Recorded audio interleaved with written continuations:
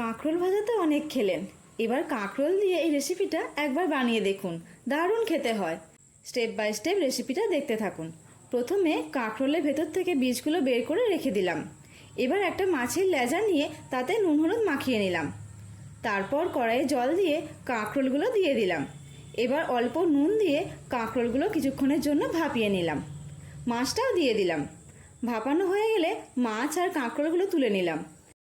এবার একটা মিক্সিং জারে কাঁকরোলের শাঁস, 2 চামচ সাদা সর্ষে, হাফ চামচ কালো সর্ষে, 1 চামচ তিল, 1 চামচ পোস্ত আর 2 থেকে 3টে কাঁচা লঙ্কা দিয়ে একটা পেস্ট বানিয়ে নিলাম।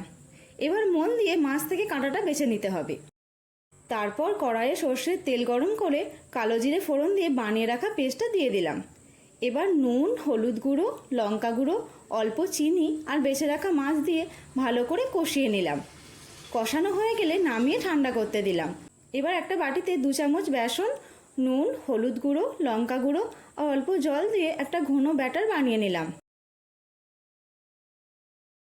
তারপর কাঁকরোলের ভেতরে পুর এইভাবে ভরে নিলাম। ভরা হয়ে গেলে উপর থেকে বেসনের ব্যাটার দিয়ে দিলাম।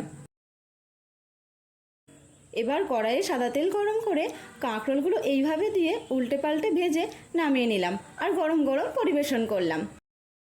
শুধু গরম ভাত দিয়ে এই রেসিপি খেতে দুর্দান্ত লাগে।